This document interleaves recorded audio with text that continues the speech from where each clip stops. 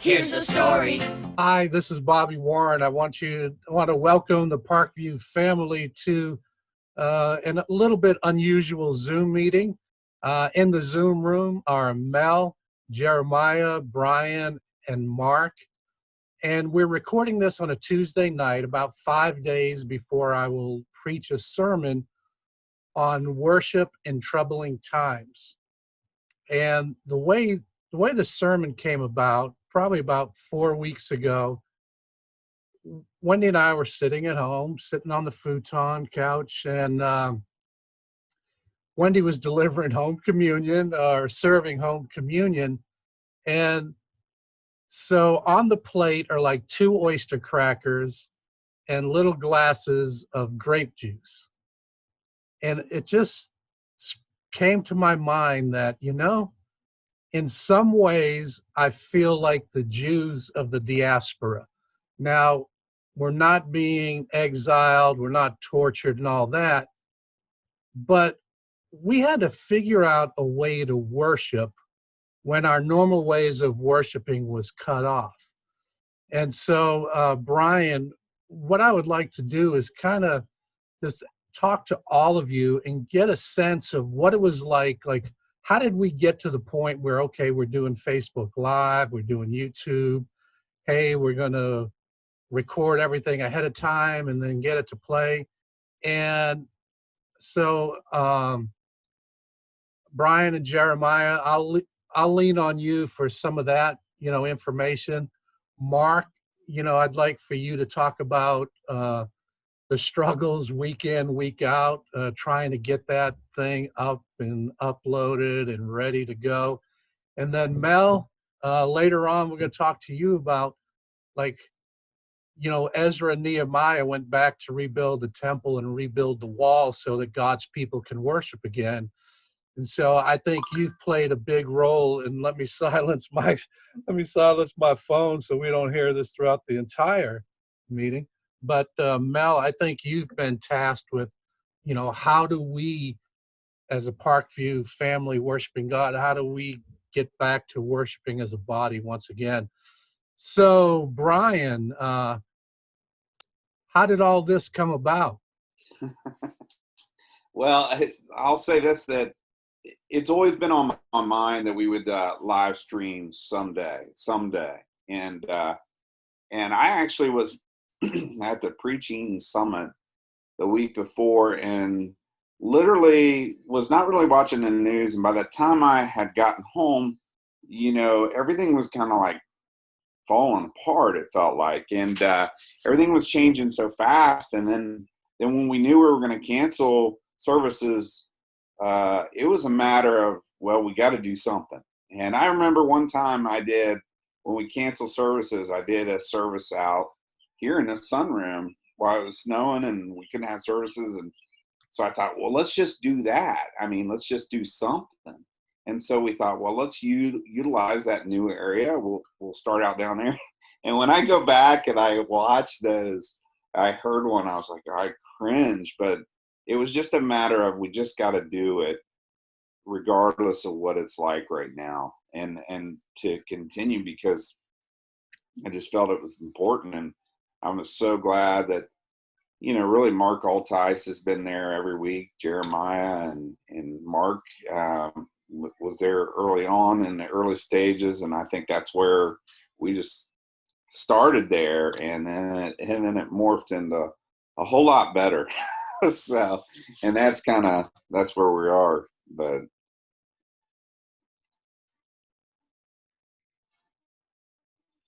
oh gosh, can you hear me? So I'm going to mute you, Brian, and Jeremiah. So what do you have to add to that? I think in the beginning, I guess when I'm thinking in regards to like the student ministry aspect of everything, we were first, there's the panic of what are we going to do for Sunday morning? What's that going to look like? And it has developed. I don't think there has been a week that has gone by there hasn't been a new addition of some kind added to our service, and ways of making it better. We wanted to make it better each and every week, and it has. It's gotten better. The sound's gotten better. You name it. And again, Brian thanked Mark Altice, Mark Wilkinson, and those guys who have been there helping with that recording and making sure that happens. And we're very grateful for them. But when it comes to the student ministry side of it, I realized in the moment, suddenly during a quarantine, you're not going to be able to do all the things you used to do. You're probably going to have to cancel plans, but then having to rethink how you do youth ministry. In the beginning, at first, it was like, okay, what's this going to look like? It could be challenging, but there was a sense of urgency. It's like, because here it is. It wasn't like last fall we were told that in 6 months there's going to be a pandemic and you need to prepare and get ready for this. It was kind of overnight seemingly, and it was like, here it is, figure it out. And it was just a matter of figuring out what that looks like. I definitely think that through the whole process, I've learned new things. We all have to a certain degree. I've gotten more familiar with Movie Maker, for one. I've made a lot of movies during the pandemic. I was familiar with it and I'd used it before, but I learned how to do a whole lot more with it. And this forced me to learn how to do a whole lot more. Never done a Zoom meeting until the pandemic came along. I didn't know what that was. I was like, oh, I've never done a meeting like that. And now it's just a regular thing. You get used to it after a while. But it's made you rethink how you do everything, but it's also given me an appreciation for people. I already had an appreciation for people, for our church, but you appreciate them a whole lot more when you can't be with them and you can't worship them and you're desperately seeking ways to connect with them. All right. As I heard Jeremiah say he used Movie Maker, he needs to repent of that sin right away. But anyway, Mark, before we get to you, Mel, I saw on Facebook, like, one week, all these kids were posting these little designs that they made. What kind of challenges did you face with the children? Hold on a second. Am I? There we go. Yeah, there we go. Okay. Awesome. Yeah, for the kids, the younger kids, I wanted to stay in contact with them, but I also didn't want to overwhelm parents any more than was necessary because of all the new things they were having to deal with at home. But we missed out on being able to have our Easter egg hunt and that celebration. So I did a couple mailings. I've done 2 mailings so far for the kids, and they could express through a windsock. They got to express their artwork through that. I think that's one of the things you saw. And then also I sent them a Mother's Day card that they could decorate and fill out for their moms. But and I've sent some activity sheets for them, some videos. And I'm in a network of children's ministers online, and we kind of throw ideas out to each other. And we were all kind of hearing the same thing, that parents were a little overwhelmed. So we try to keep it to like one interaction a week by now. So we also have done some candy bag deliveries in person, so I could at least see the kids, and I just want them to know that we love them and we miss them and we care about them and we care about what's going on in their lives. There's a lot. This is new for them too, and so just want to reassure them that we're still here and that we can't wait to see them again. All right. So it seems like God's people, when I started researching my sermon, God's people have struggled to worship in troubling times throughout history. Adam and Eve kicked out of the garden, Noah gets on has to build the ark. They go in the promised land, and, finally, they leave Egypt, go to the promised land. Then next thing you know, divided kingdom. They're trying to figure out how to worship up in Dan and Bethel. Then they're conquered. Then the southern kingdom is conquered. They cut off access to the temple. So it's like God's people have always had to deal with how do I worship now in these situations? So on top of trying to figure out how we're going to keep Parkview together as a body when we can't be together, then you got to face the task of trying to rely on technology to make this as smooth as possible. And Mark, if you can go ahead and unmute now, what were some of the challenges you faced from the production side? Because when we see the sermon and the songs and the praise and all that, it, for the most part, it looks flawless. Sometimes, you know, the words don't match the song or you're waiting, but for the most part, it has been seamless. And you guys and gals, this is the Midwestern use of the word guys, but all of you did a great job. So if you can kind of share with our congregation, you know, some of the challenges that you guys faced behind the scenes. Well, I'd like to start by saying that our heart has always been, either in this time or before this time and after, is during the service, worship and the sermon, you want to do it without distraction. I mean, I would compare it to trying to sing with an out-of-tune guitar. So we wanted to really have as least distractions as we can. What we did, some of the challenges were that we didn't know any of this when we started. Like Jeremiah and Brian said, it's go.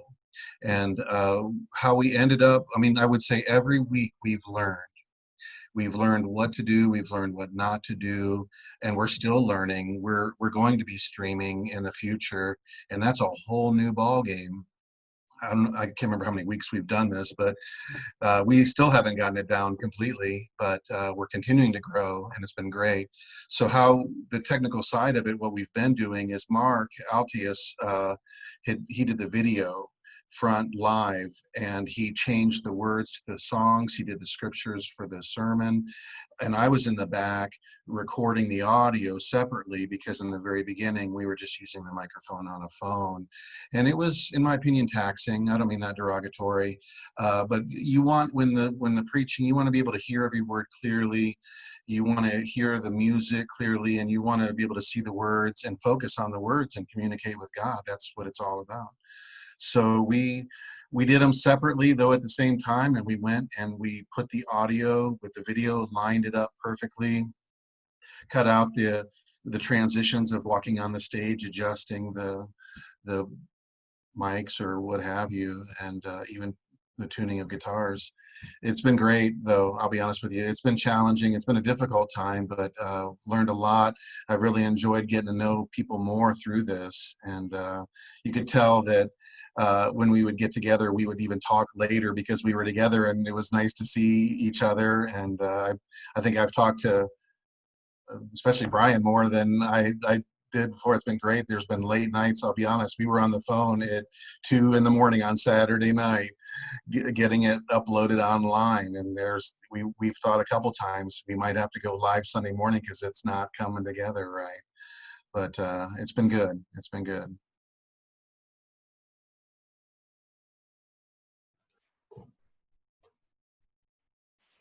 So Brian, he was talking about some, you know, Saturday morning, 2, 3 in the morning. How many times have you been trying to wrap up a sermon at 2 or 3 in the morning on Saturday? Not at Parkview, of course, but you know, in North Carolina, I'm sure it happened. No, that's yeah, it's a nerve-wracking experience. And you know it's kind of like you always know it's gonna work, but you just don't know what time you're going to bed that night. So but yeah, it's been great, but the byproduct of that is, you know, what Mark and Mark have both done has been amazing. And I tell people this, that just to watch Mark Altice operate, because the switcher app that we use and the computer, the way he does all that stuff on the fly has been incredible. So yeah, that's amazing.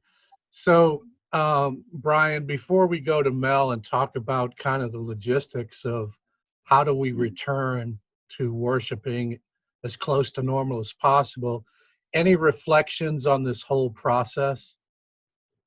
As far as what we've learned, Or e- just anything? I think that everything has been a learning process, but it has made me kind of back up and really take, you know, reflect on what is the most important thing. And I think Mark said it well, is just getting the message out clearly. But it's also about the people, and we miss being together, but we know we have a task to get the message to the people and the church and wherever they are. And the good news in this is that, you know, we are continuing to, you know, switch gears now, knowing that we're going to be doing live from here on out, and that's just something where we're going. And so now we have to kind of relearn again everything a little bit. So I'm glad we've had very thankful people and patient people. So, Amen. Amen. All right. And Mel, if you'll unmute, you know, as we head into you know, June 7th, when it's going to be you know, our first weekend, our first Sunday back at, you know, at Parkview, the building. You know, I think through all of this we've learned something that we've understood but maybe not highlight often, but is that, you know, the church is the people, and we just happen to meet at 1912 Burbank Road or Street or Avenue. For sure. But as we prepare to kind of return to worshiping as normal, I imagine some people, especially if they're in like a high risk demographic, are going to be like, yeah, I think I'm going to wait before I go back. Sure. But what are some of the things that are happening so that you can help, you know, our congregation come back and worship corporately? Sure.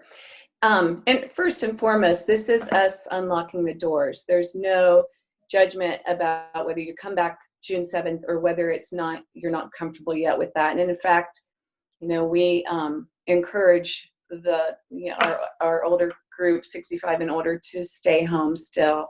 But everybody has to make that decision for themselves. And when Brian tasked me with this, I got a group together and we went through a whole agenda of items. And we want to be able to come back together with our people having a level of comfort and knowing that they're safe when they come in the building. So that was really pinpointing egress patterns in and out, sanitation procedures, the whole thing from beginning to end, coming in the door, finding their pew, and obviously the social distancing is in effect, and we all have that all marked out. And I think you saw that in our video that we had out last week. But it really is about being able to come and worship, and just, I'm so excited to see everybody. But also being responsible. Everything is still so fluid. I feel like there's changes based on a weekly or sometimes daily basis of what the parameters are for safety. But we want everyone to know that when they come back, we've got it covered for you. Come in, find your seat, get your communion, and just focus on Jesus. That's all you have to do, and we'll take care of the rest for you. You know, I know that sometimes there can be a political thing, you know, political side to this whole coronavirus. I am of the opinion that whoever I speak to last, that's my position. If I speak to someone and they say, hey, look, you know, we have these constitutional rights to be free, I'm like, yeah. Then when I hear someone say, don't go outside without a mask. I don't want you getting me sick. I'm like, yeah. So it's like, let's use some common sense. And, you go to the store, it says no shoes, no shirt, no service, right? So if we got to wear a mask, we got to wear a mask or whatever. But Jeremiah, you've been quiet for a long time. You got kind of any final thoughts? Anything go through your mind? No, I think I'm excited to see people again. I think it's, I think people were designed to be together. We weren't meant to do life alone. And although most of us have had people around us the entire time, our families, of course, but the body of believers that you fellowship with, the gathering on the first day of the week, the fellowship, the breaking of bread and prayers, all the things that the first century church was devoted to and was committed to, it just feels like there's been a small part of that that's still missing because we want to connect with the entire body. And so June 7th can't come quick enough. I'm excited for it. And then in regards to our student ministry, we kick off with our youth group that night. We've got permission from the health department to do a few things. And, so it's actually because of the health department and parents that they've been willing to let their kids come and participate in things. The summer's still going to be great, and I'm looking forward to it. This time down, it wasn't a loss. Like I said, we've all learned some new things. It's been a time of reflection, a time of being refreshed too, and also just connecting with God on a deeper level. And we preach and we talk about having faith and resting in God's care and all that. And then a time when our country was in panic, it seems, over the coronavirus, it was time for us, even in our individual lives, to be able to practice what we preach. And so, again, in a way, I guess I'm thankful that God gave us that opportunity, because I don't think it's been all bad. A lot's been learned from this. And I hope, and my prayers do go out to the people who have been infected with COVID-19 and the people who have lost loved ones because of it. I think it is a serious matter, and the church did what it had to do to preserve and to protect life, and so that we could one day again come together and worship as we should. Well said. Thank you. And Brian, we're kind of going to let you wrap things up, but could you share with us, if you have any final thoughts, but also what was ministering like during this time? Because, we've talked briefly over the phone about some of the challenges, but how did this impact how you served as a minister? I think that one of the things that we can you hear me all right? One of the things that we started to do as a staff was just kind of calling around and reaching out to people, because we knew we were very limited as to what we could do. But everything we were hearing was, people need to hear from us, kind of see us online. And honestly, it's been hard because, the church, like Jeremiah said, we're meant to be together, and we can't be together. I felt like a fish out of water. And when the hardest part is, I've done a couple funerals, and watching people grieve through this process has been hard. And I know we've had church family members that have lost loved ones, and my heart goes out to them, because this is not how we're supposed to grieve. We're not supposed to grieve alone.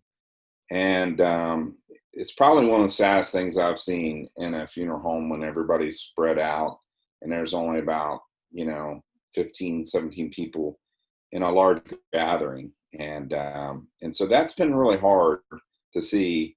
So I'm looking forward to the day of June 7th, when we're back together, and we want to be safe about it. But yeah, Jeremiah said it very well. We're meant to be together as a church, and we still are the church. We're just kind of isolated right now. Served. So Yeah, so there have been a lot of people, who've made this possible. And, yeah, just on behalf of the congregation, I want to thank all of you and those who we've not seen on this Zoom meeting for making worship possible during this troubling time. So thanks, everybody. And We'll see you on June 7th, which also happens to be Wendy's birthday. So wish her a happy birthday on June 7th. Take care. Thanks, Bobby.